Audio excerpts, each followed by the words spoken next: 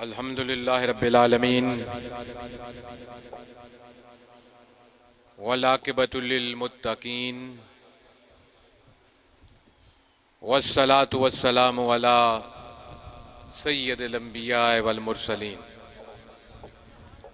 अम्मा बाद फ़ऊज़ु बिल्लाहि मिनश शैतानिर रजीम बिस्मिल्लाहिर रहमानिर रहीम कुल इन कुन्तुम तुहिब्बूनल्लाह फत्तबिऊनी युहिब्बुकुमुल्लाह सदक़ल्लाहुल अज़ीम व सदक़ रसूलुहुन नबियुल करीमुल अमीन व नहनु अला ज़ालिका लमिनश शाहिदीन व शाकिरीन वल्हम्दुलिल्लाहि रब्बिल आलमीन। मोहतरम बुजुर्गों, भाइयों, दोस्तों, मेरे पीर भाइयों और मुसलमान भाइयों,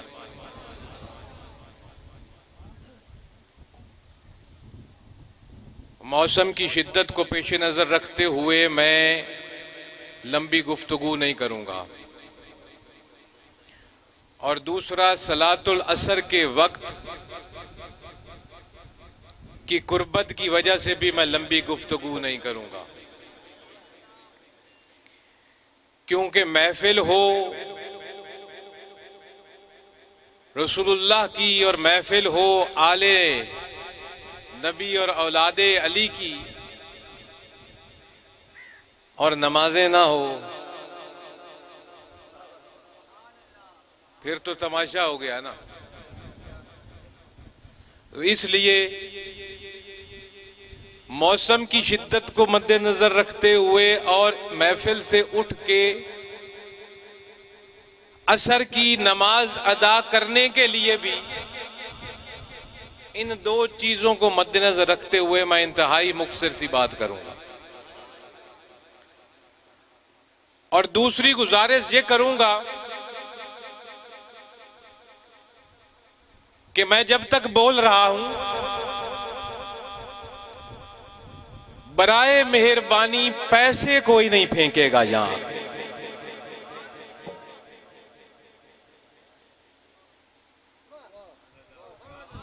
क्योंकि मैं पैसों के लिए नहीं बोल रहा,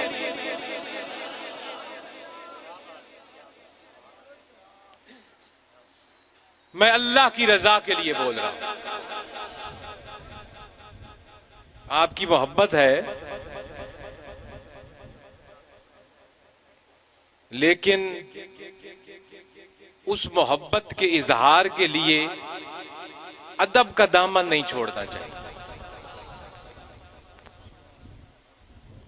एक होती है मोहब्बत और एक होती है इजहार मोहब्बत, और एक होता है गम और एक होता है इजहार गम। इजहार मोहब्बत के लिए भी और इजहार गम के लिए भी हमने शरीयत का दामन नहीं छोड़ना। इजहार मोहब्बत, मोहब्बत का दावा है, मैं भी कर सकता हूं, आप भी कर सकते, लेकिन अब उस मोहब्बत का दावा जो है इसको इजहार मोहब्बत में तब्दील करने के लिए कि हमारे आज़ा से मोहब्बत नजर आए, उसको इजहार के लिए हमने उसका अदब का दामन नहीं छोड़ना। और हम ये किसकी महफिल में बैठे हैं? अल्लाह के रसूल की और अल्लाह वालों की महफिल। और अब ऐसी महफिल में अदब कैसा होना चाहिए? मोहब्बत का इजहार जरूर कीजिए, क्योंकि मोहब्बत का इजहार करना जरूरी है, लेकिन मोहब्बत के इजहार के करते करते अदब के दायरे से बाहर मत निकलिए। तो अल्लाह के रसूल की और अहले बैत की मोहब्बत ये तकाजा करती है कि ऐसा अदब हो कि दुनिया अश अश करे। तो यहां आकर अगर आप इस तरह बारिश करेंगी नोटों की, अदब तो नहीं होगा ना। मोहब्बत का इजहार आप कर रहे हैं, लेकिन उस इजहार को आप थोड़ा सा अगर अदब के दायरे में लेकर आ जाएं तो बहुत खूबसूरत लगेगा, बहुत खूबसूरत लगेगा। बिल्कुल इसी तरह से गम भी होता है, और खास करके ये इस मुहर्रम के महीने में जब अहले बैत का गम होता है, भाई जिस दिल में गमे अहले बैत ना आए वो तो ईमान से खाली है ना।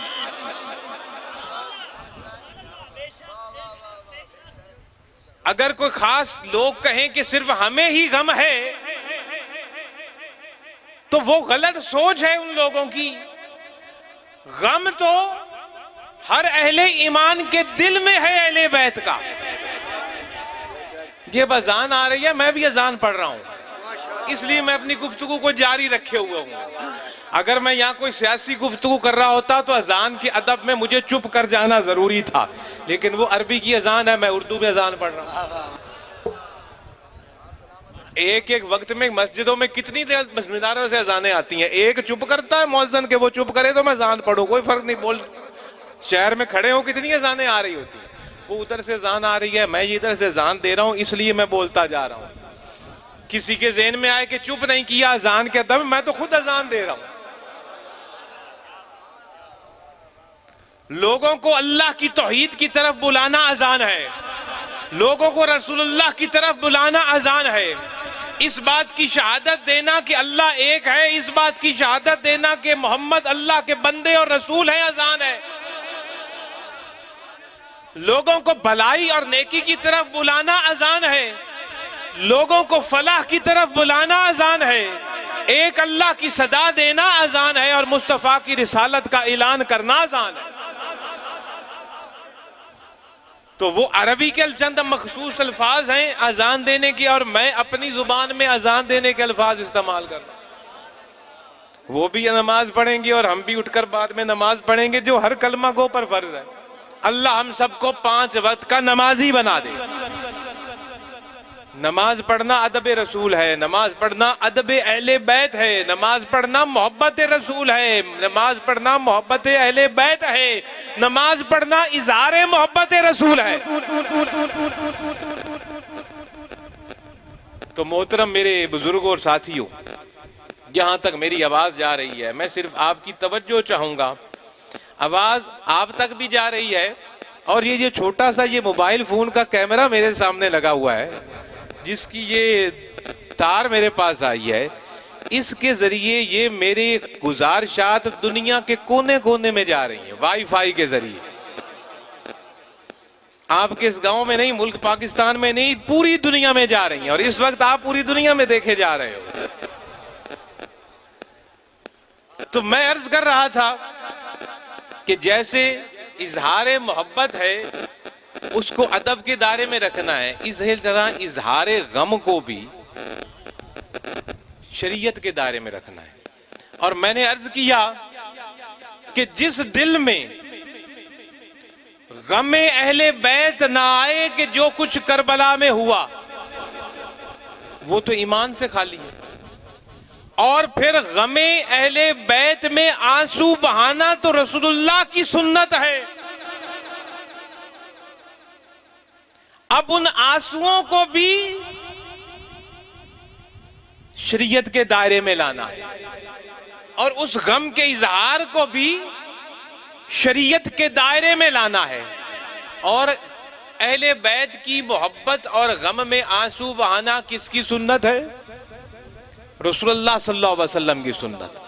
अल्लाह ने फरमाया, कुल इन कुंतुम तुहिब्बूनल्लाह फत्तबिऊनी युहिब्बुकुमुल्लाह,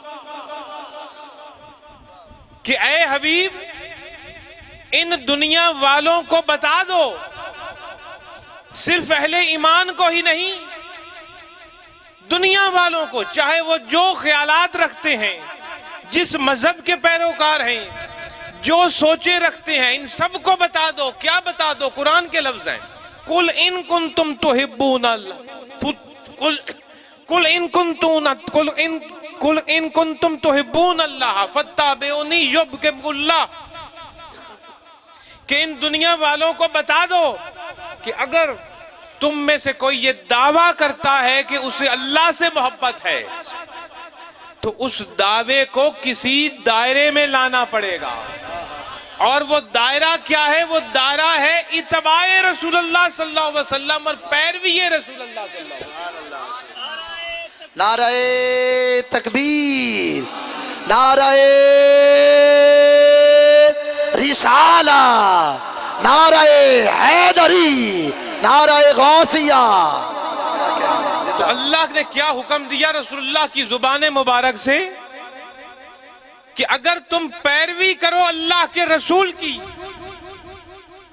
तो इनाम के तौर पर तुम सब अल्लाह के महबूब बन जाओगे। अब वो पैरवी किस चीज में है जिसकी तरफ मैं आपकी तवज्जो दिलाना चाहता हूं, और फिर गमे अहले बैत और गमे हुसैन और आंसू बहाना हुसैन की याद में उसकी तरफ आता हूं। अल्लाह ने फरमाया पैरवी करो। किसकी पैरवी करो? मेरे रसूल की पैरवी करो। तो उस पैरवी के बदले में रब ने कहा तुम्हें क्या दूंगा? सिर्फ जन्नत ही नहीं दूंगा, सिर्फ जन्नत की हूरें ही नहीं दूंगा, सिर्फ बख्शिश ही नहीं दूंगा।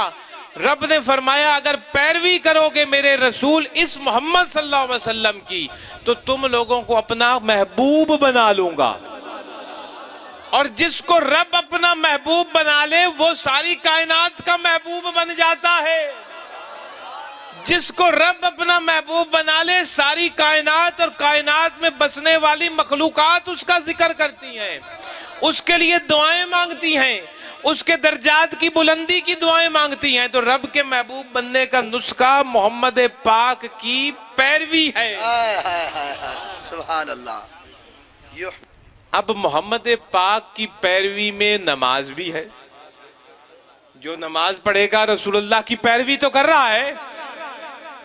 अगर कोई नमाज पढ़े काबे की तरफ, जी मैंने मुंह नहीं करना, किसी और तरफ मुंह करके पढ़नी है, तो नमाज तो अल्लाह की, वो कहेगा भाई नमाज तो अल्लाह की है, मैं चाहे मगरिब की तरफ मुंह करूं, चाहे मशरिक की तरफ करूं, चाहे शुमाल की करूं, चाहे जनूब की तरफ करूं, जिधर मर्जी मुंह करूं, मैं इबादत तो अल्लाह की कर रहा हूं, क्यों मुझे रोक रहे हो? अब मैं आपको यहां से पूछता हूं, अगर आप में से कोई काबे की तरफ जो के मक्का में है उसकी तरफ मुंह किए बगैर किसी और तरफ मुंह करके नमाज पढ़े, हालांकि अल्लाह तो हर तरफ है,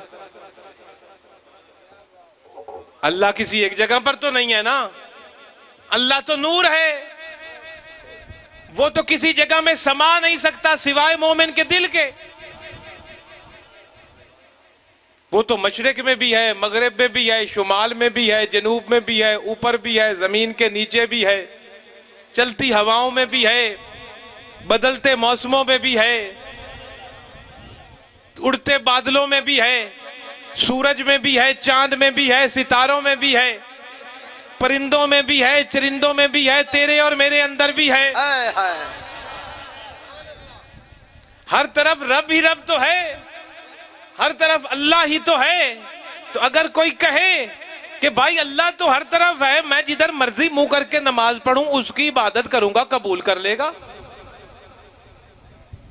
क्या दुनिया का आज कोई मुफ्ती ये फतवा दे सकता है कि भाई जिधर मर्जी मुंह करके नमाज पढ़ो उसी की इबादत है?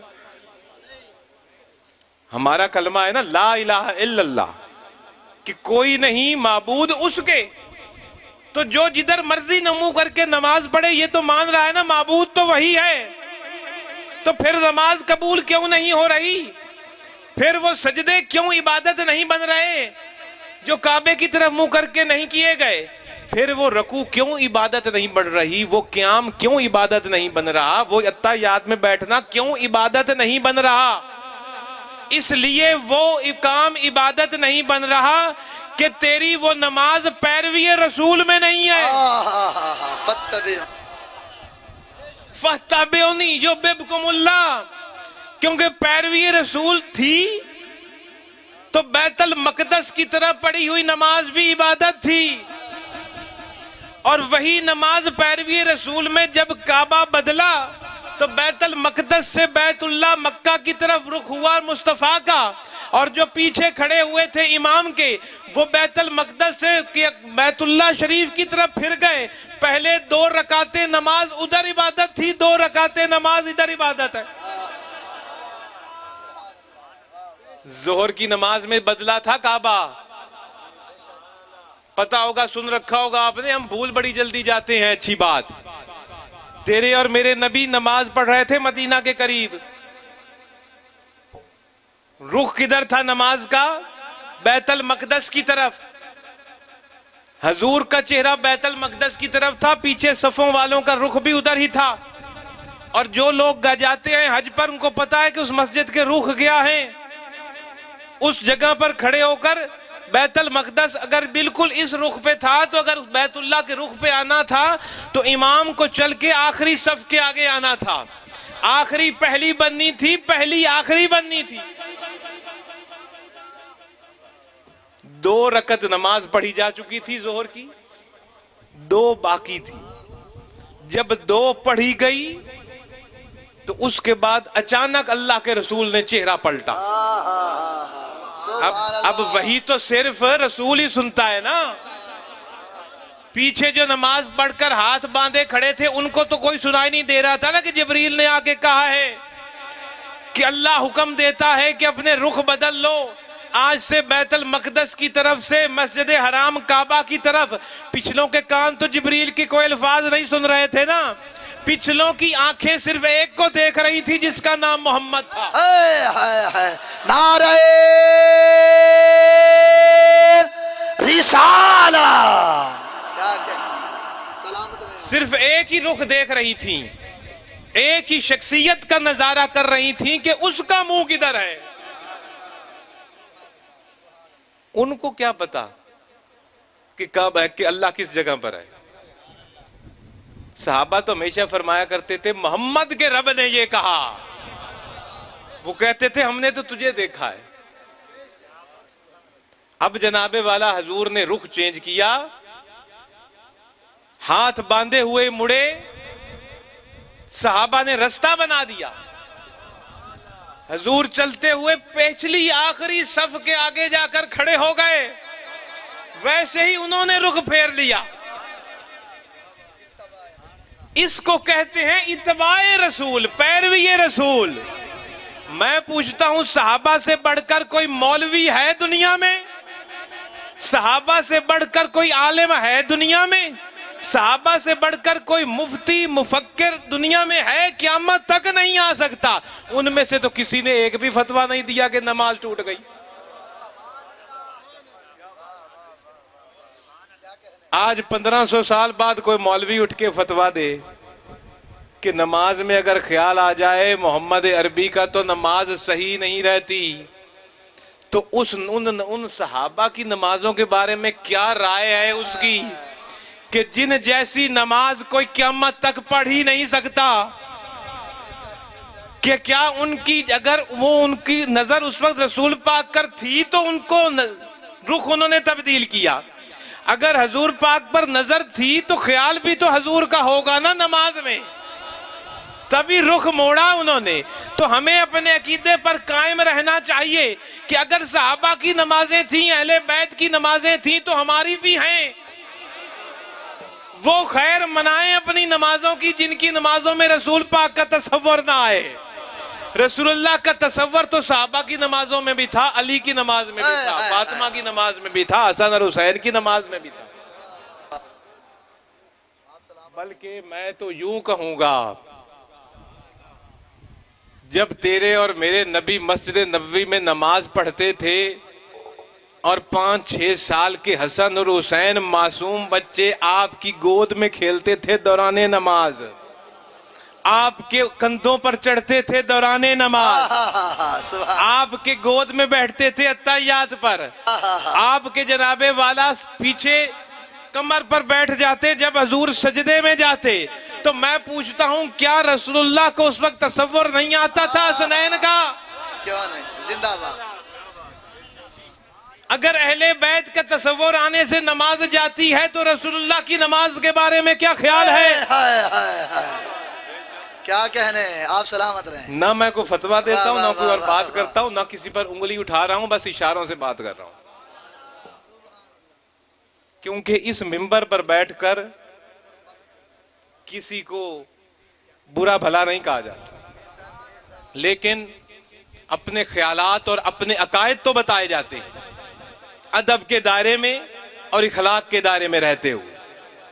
तो जनाब हुजूर ने चेहरा बदल लिया। पहली रकत जो थी, पहली सफ जो थी वो आखिरी हो गई और आखिरी जो थी पहली हो गई।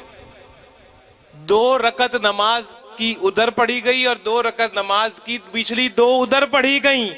सलाम फिर गया, नमाज मुकम्मल हो गई। अब मैं सवाल ये पूछता हूं कि इस मौके पर अल्लाह को क्या जल्दी थी? वाह वाह वाह वाह, बताना था फत्तबिऊनी। कभी आपने ये सोचा है कि उस जाते पाक को जो हर ख्याल से वाकिफ है, जो दिलों के इरादों से वाकिफ है, जो सब कुछ जानता है, जिसकी आंख से कोई छुपा हुआ नहीं, जो सब कुछ, जो उसकी मर्जी के बगैर दरख्त का पत्ता भी नहीं हिल सकता, जिसके मर्जी के बगैर ना मैं बोल रहा हूं ना आप सुन रखते हैं, उसको क्या जल्दी पड़ी थी भाई? जहां 2 रकतें हो गई थी, 2 रकतें और सबर कर। वाह वाह वाह वाह वाह वाह वाह। भाई नमाज तो मुकम्मल होने दो, नमाज मुकम्मल होने दो। 2 पढ़ी गई हैं, अल्लाह रब्बुल इज्जत के इल्म में है 2 हो गई हैं, उसको तो बताने की जरूरत भी नहीं। तो अगली 2 कितनी देर और लग जानी थी? 5 मिनट लग जाते। कौन सी ऐसी इमरजेंसी आ गई थी? कोई ऐसा फसाद फैल रहा था कि अल्लाह को फौरन हुक्म देना पड़ा जिब्रील को कि पहुंच, 2 रकत खत्म होने से पहले पहुंच, और काबे का रुख तब्दील करने का हुक्म सुना मेरे हबीब को। इसमें रब्बुल इज्जत ने मकामे मुस्तफा दिखाना था। बेशक बेशक, मकामे मुस्तफा। मकामे मुस्तफा कैसे दिखाना था? कुरान के वो अल्फाज तो पढ़ो जो किबला तब्दील होते वक्त आते हैं। क्या हबीब, मैं बार बार तेरा चेहरा देखता हूं, मेरी तरफ उठते हुए, अपनी ख्वाहिश का इजहार करते हुए। एक तो ये मकाम दिखाना था कि जब मेरे नबी की जो इजहार हो, जो ख्वाहिश हो, रब उस ख्वाहिश को पूरा करता है। और दूसरा मकाम यह दिखाना था कि कैसे इत्तबा करनी है और पैरवी करनी है कि मैं अगर बैतुल मक़दस में हूं और मेरी तरफ रूह बुख करके नमाज पढ़ी जा रही है, अब मेरे हबीब का रुख बैतुल मस्जिद हराम की तरफ हो गया, मैं उधर हूं। पहली 2 रकत नमाज भी तेरी इबादत ठहरी और दूसरी 2 रकत नमाज भी तेरी इबादत ठहरी, क्योंकि दोनों ही इत्तबाए रसूल में थी। और दोबारा नमाज पढ़ने का हुक्म भी नहीं दिया गया कि भाई 2 पूरी करो। ना किसी ने यह सवाल किया, नमाज टूट गई, रुख फिरा, इमाम पे चल के पीछे आया, सबने रुख फेरा। क्या आज कोई मौलवी इस तरह नमाज पढ़ाए तो हम कहेंगे ला भी कमाल हो गई? हर किसी ने नमाजें तोड़ देनी है, लेकिन वो मौलवी नहीं था ना। हजूर ने जो कहा शरीयत, हजूर ने जिससे रोका शरीयत, हजूर ने जो किया शरीयत, और हजूर ने जिससे नहीं रोका वो भी शरीयत। हजूर ने मिलाद मनाने से नहीं रोका, हजूर ने गमे हुसैन में रोने से नहीं रोका, लेकिन उस गमे हुसैन को इसका गम इजहार जो गम करना है वो शरीयत में लाना है जो हजूर ने दी। अब ये बात हो गई नमाज। जैसे नमाज भी तो इबादत तभी बनेगी जब पैरवी रसूल में, और रोजा भी इबादत तब बनेगा जब पैरवी रसूल में। कोई बंदा ये कहे कि भाई गरूब आफ्ताब, जब सूरज गरूब होता है मैं उससे 2 मिनट पहले रोजा खोल लूं तो क्या फर्क पड़ता है? अल्लाह को पूरा दिन तो गुजार दिया है। भाई आप खुद सोचे, भाई जब सूरज गरूब हुआ है, फर्ज करें आजकल तो घड़ियां आ गई हैं और समझाना आसान है, फर्ज करें 7 बजे अफ्तार का टाइम है, हम बैठे होते हैं देखते, वो जो सायरन बजाता है वो भी देख रहा होता है, जो अजान पढ़ता है वो भी देख रहा होता है, जो घर में बैठा होता है वो भी देख रहा होता है कि जनाब 7 पर सुई आएगी तो अफ्तार करना है। अब अगर हम में से कोई ये कहे कि भाई इतना लंबा रोजा 2-4 मिनट पहले मैं क्या अल्लाह को क्या अगर मैं खोल लूं तो क्या फर्क पड़ता है। भूल के खोल लिया जाए, बादल हो अंधेरा हो पता ना चले तो अलग बात है, लेकिन कोई जानबूझकर अगर कहे कि 5 मिनट पहले खोल लो क्या फर्क पड़ता है, या शहर के वक्त 5 मिनट बाद पानी पी लो क्या फर्क पड़ता है, तो क्या रोजा रहेगा। हालांकि इबादत तो उसकी पूरे दिन ना उसने खाया ना उसने पिया ना उसने पिया, सब बराबर, लेकिन खोलने और रखने का वक्त 2-4 मिनट गरूब आफ्ताब से ऊपर और नीचे, तो क्या उसका रोजा इबादत बनेगी। भूख और प्यास तो है, इबादत तब बनेगी जब पैरवी रसूल में जिस वक्त हजूर ने अफ्तार किया उसी वक्त करेगा तो नाराए तकबीर, नाराए रिसाला, नाराए रिसालत, मकाम मुस्तफा, अज़मत मुस्तफा, मकाम मुस्तफा, अज़मत मुस्तफा। इसी तरह से ज़कात भी जो इतनी हजूर ने 2.5% कही वही इबादत बनेगी। काबे का तवाफ भी तो है, तो काबे अल्लाह का घर और तवाफ उसका, लेकिन पैरवी मुस्तफ़ा में जिस अंदाज में तू काबे का तवाफ करेगा तो तभी वो तवाफ इबादत बनेगा, तभी मकाम इब्राहिम पर सजदा गाह तेरी बनेगी, तभी जनाबे सफा और मरवा की तेरी साई भी इबादत बनेगी पैरवी मुस्तफ़ा में। ये तो इबादत हैं कि जब तक तू पैरवी मुस्तफ़ा में नहीं आएगा वो इबादत नहीं बनेगी। बिल्कुल इसी तरह से गमे हुसैन में आंसू बहाना भी तो पैरवी मुस्तफ़ा है, वो भी इबादत बनेगी। और कैसे इबादत बनेगी। उम्मे सलमा रदी अल्लाह ताला अन्हा फरमाती हैं हजूर ने मुझे मिट्टी दी थी, और किस मौके पे दी थी, जब हुसैन 4 साल के बच्चे थे। 4 साल के बच्चे थे, हजूर बैठे थे गोद में हुसैन को लेके, और हजूर की आंखों से क्या थे, आंसू जारी थे। वो किस चीज के आंसू थे, गमे हुसैन के आंसू जारी थे। और आज हमारी आंख से अगर गमे हुसैन से आंख से आंसू जारी होता है तो वो क्या है, हजूर की सुन्नत है, वो पैरवी रसूल है और वो इबादत है।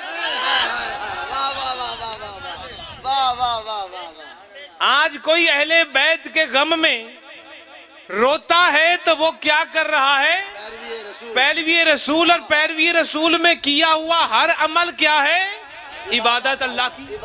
चाहे तू पैरवी रसूल में पानी पी रहा है ना और 3 घूंट करके पी रहा है, वो भी इबादत बन जाएगी। पैरवी रसूल में अगर तू हलाल कमा के लिए रोजी के लिए घर से निकला है वो भी इबादत बन जाएगी। पैरवी रसूल में अगर तू रोटी खा रहा है वो भी इबादत बन जाएगी। पैरवी रसूल में बड़े का अदब करेगा वो भी इबादत, छोटे पर शफकत करेगा वो भी इबादत, यतीम का ख्याल रखेगा वो भी इबादत, मस्कीन और गरीब का ख्याल रखेगा वो भी इबादत, बेवा के सर पे कपड़ा ओढ़ेगा वो भी इबादत। और इसी तरह पैरवी रसूल में किया हुआ गमे हुसैन में बहा हुआ आंसू भी ऐन इबादत।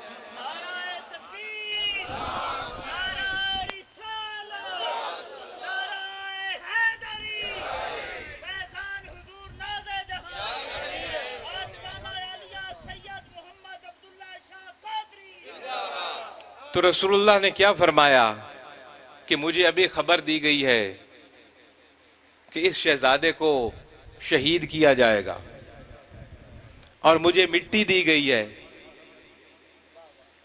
और वो मिट्टी आपने किसको दी, उम्मे सलमा को। और कितनी खवातीन थी उस वक्त हरम पाक में, किसी और को क्यों नहीं दी। हजूर के तो 13 निकाह थे, और भी बीवियां थीं, आपकी साहबजादी भी तो थी फातिमा तज़ारा, उनको वो दी जा सकती थी, किसी और बीबी को वो दी जा सकती थी, नहीं आपने उम्मे सुलमा को बुलाकर दी। इसलिए दी कि ये वाकया होना था 61 हिजरी में, और 61 हिजरी में उसको मिट्टी देनी थी जो जिंदा तो हो। वाह वाह वाह वाह, इल्म है। आज कोई कहे इस दीवार के पीछे आका को इल्म नहीं था, दीवार के पीछे तो इल्म नहीं था, 60 साल बाद होने वाले वाकये का इल्म था कि किसको मिट्टी दूं, कौन जिंदा होगा उस वक्त। सुभान अल्लाह। आपने बीबी उम्मे सलमा को मिट्टी दी और फरमाया, साथ ये भी फरमाया कि जब ये सुर्ख हो जाए खून की तरह तो समझना मेरा बेटा हुसैन शहीद कर दिया गया है। अब आपको इल्म था कि ये किस सन में शहादत होनी है, आपको इल्म था शहीद करने वाले कौन होंगे, आपको इल्म था कि बीबी उस वक्त जिंदा होंगी और मदीने में होंगी, तभी तो मिट्टी दी। उसको दी जिसने उस वक्त हयात होना था। इसमें एक तो ये पता चला हजूर का इल्म, हजूर का अपना इल्म। ये बात मेरे भाइयों ज़हन में बिठा लो, हजूर का जो भी मकाम और इल्म है वो अताई है। जाती इल्म सिर्फ अल्लाह का है, जाती इल्म किसी के पास नहीं है दुनिया में। रसूलुल्लाह के पास जो है वो अल्लाह का अताई इल्म है, और अल्लाह ने अपना अताई इल्म इतने अपने महबूब को इतना दे दिया, तू और मेरे पास कोई ऐसा मुशाहिदा और गुमान नहीं हम कर सकते। ये उसी अताई इल्म का ही एक मिसाल थी कि आपने मिट्टी किसको दी, जिसने हयात होना। तो अब मेरे भाइयों, बात को मैं अपने इख्तिताम की तरफ लेकर आता हूं और खत्म करता हूं कि आओ देखो, हजूर को पता था कि मेरे बेटे ने शहीद होना है। उधर रब कुरान में फरमाता है, वला सौफा योती का रब्बू का फतरदा, कि ऐ हबीब मैं तुझे राजी करूंगा, तू जैसे भी राजी होता है मैं तुझे राजी करूंगा। तो क्या अगर उस वक्त हजूर दुआ मांगते कि मेरे बेटे पर ये शहादत का वक्त ना आए तो क्या टल नहीं सकता था? जब अल्लाह ने वादा कर दिया कि मैंने जनाब तुझे राजी करना है तो राजी रब करता। तकदीर लिखने वाला भी रब है, तकदीर को बदलने की ताकत भी तो रब रखता है ना। उसके बगैर तो कायनात में कुछ हो नहीं सकता, कुछ हिल नहीं सकता, तो वो बदल सकता था। लेकिन तेरे और मेरे आका ने एक दफा भी नहीं कहा कि करबला में हुसैन शहीद ना हो। आप यही फरमाते रहे, मेरा बेटा साबित कदम रहे। हजरत अली मुर्तजा को भी पता था, बीबी को भी पता था, तमाम सहाबा को पता था कि ये होना है। किसी ने पूरी जिंदगी ये नहीं सरकार से कहा, सरकार आप दुआ मांगे ना, ऐसा ना हो। माँ की मोहब्बत तो सबके सामने है, माँ ने भी तो नहीं कहा। बाप की शफकत को सबके सामने है, बाप ने तो भी नहीं कहा।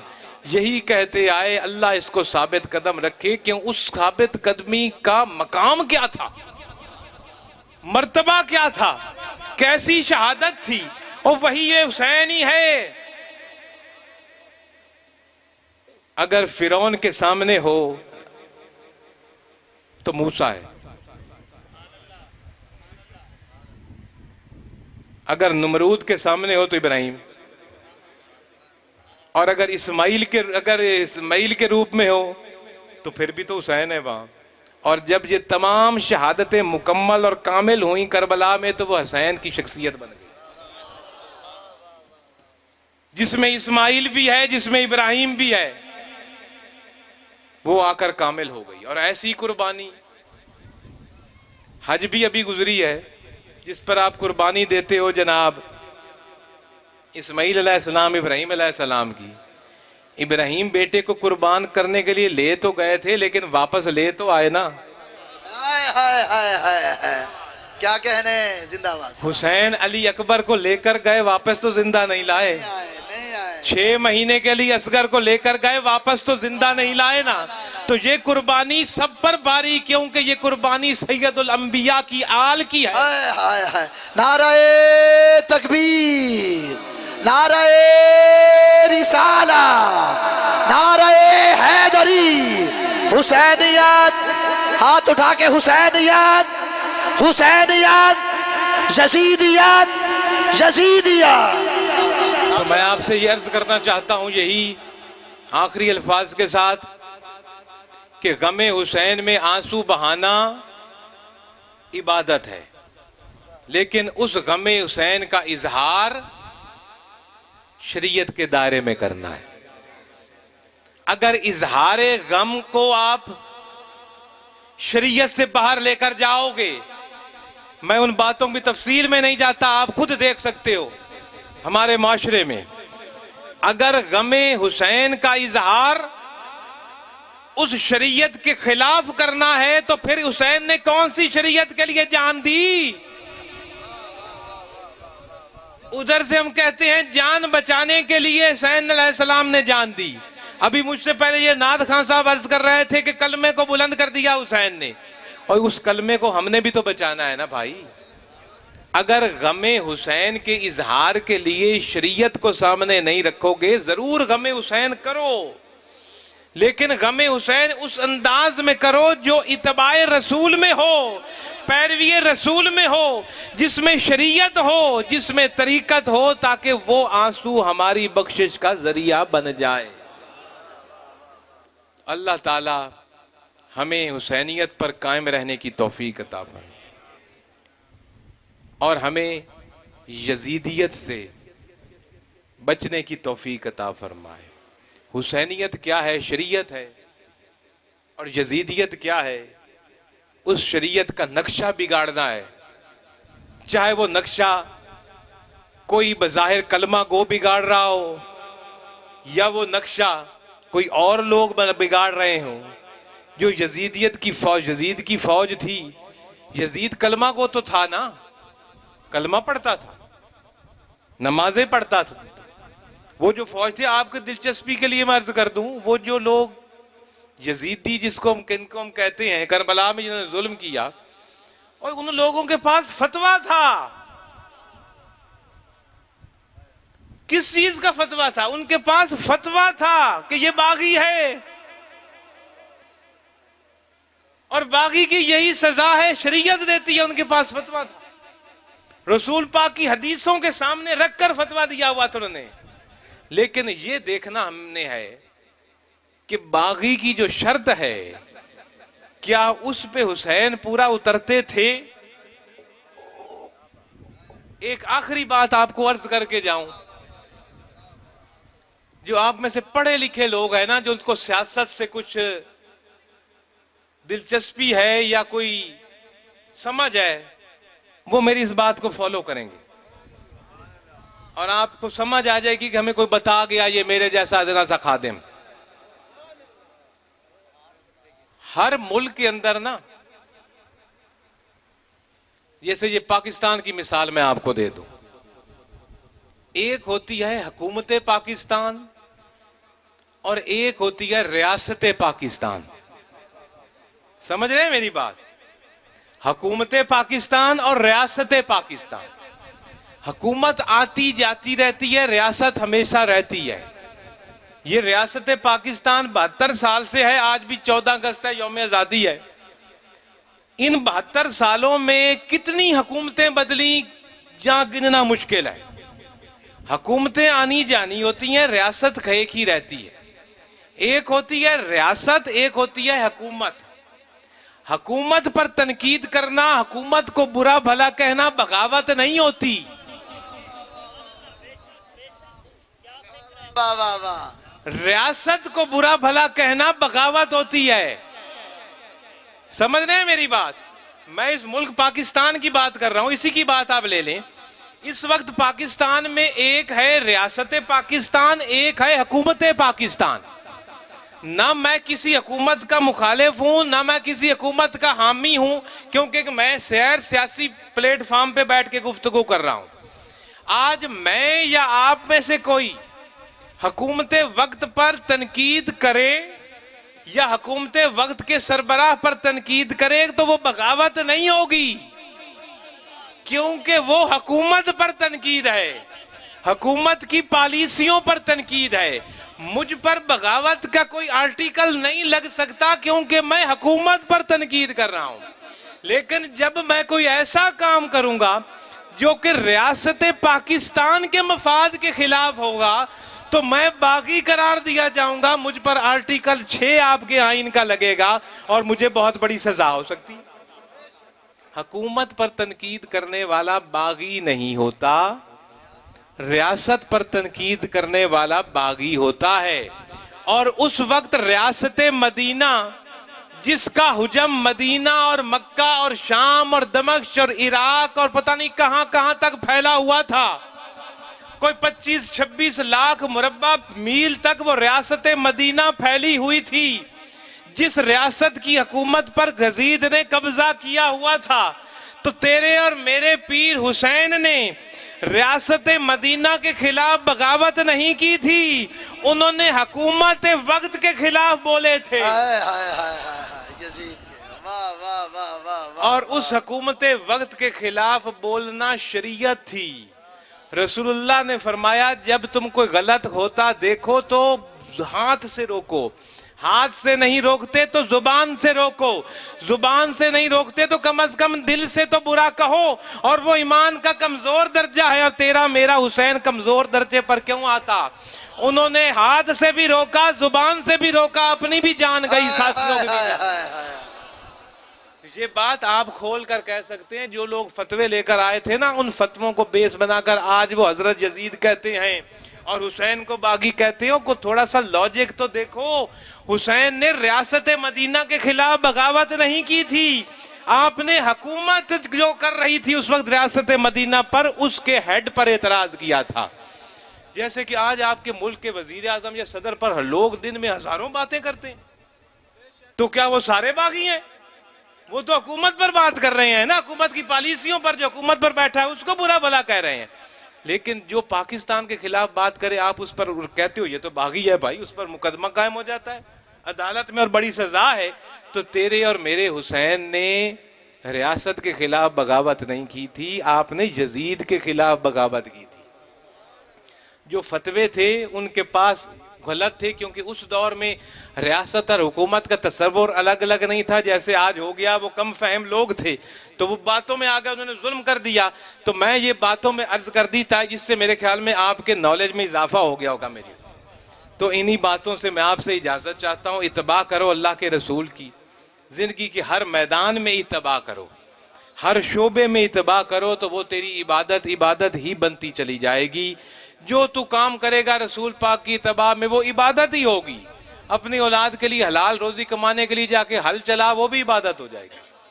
मुसल्ले पर तो 5-7 मिनट खड़ा होगा नमाज के लिए, वो भी इबादत। लेकिन सुबह से लेके शाम तक अगर तू पानी लगाता है खेतों में जाके हलाल रोजी के लिए, तू खाद डालता है हलाल रोजी के लिए, तू हल चलाता है हलाल रोजी के लिए, तू दुकान पर बैठता है हलाल रोजी के लिए, तू जनाब किसी दफ्तर में जाकर नौकरी करता है हलाल रोजी के लिए, तो वो सारा वक्त ही तेरी इबादत है। अल्लाह ताला हमें अपने हबीब की इत्तबा की तौफीक अता फरमाए, ताकि हम उसके महबूब के मर्तबा हमें भी मिल सके, और 5 वक्त का हमें नमाजी बनाए, हमें रोजेदार बनाए, सच्चा बनाए, सखी बनाए, हमें एक दूसरे से प्यार और मोहब्बत करने वाला बनाए, हमें इन महफिलों में और शिरकत की तौफीक अता फरमाए। और आखिर में जिन लोगों ने ये महफिल बनाई, अल्लाह उनको सिला दे। कोई अच्छी बात किसी के पल्ले पड़ गई, मैं हमेशा अर्ज़ करता हूँ महफिल मिलाद मनाने वालों को कि महफिल मिलादों में ठीक है नात खानी ज़रूर कराया करें, नात खानी के साथ साथ किसी अच्छे आलिम को बुला के कुछ चंद बातें भी सुनवाया करें लोगों को, ताकि उनके इल्म में भी इजाफा हो। जैसे कि अब आप लोग आए, अल्लाह ने मुझसे कुछ बातें करवा दी, आपने कुछ सुन ली, शायद किसी एक के पल्ले में कोई बात, दिल किसी एक के पल्ले भी कुछ बात पड़ गई, तो हम सब की उसके जरिए बख्शिश हो जाएगी। अल्लाह हम सब का यह आना सुनना सुनाना बैठना कबूल फरमाए। जिन्होंने इस महफिल में जिस तरह का भी ताबन किया, अल्लाह उनको इस दुनिया में भी सिला दे, आखिरत में भी सिला दे। अल्लाह हम सब का हामी नासिर हो। वाखिर दावाना अनिल हम्दुलिल्लाहि रब्बिल आलमीन।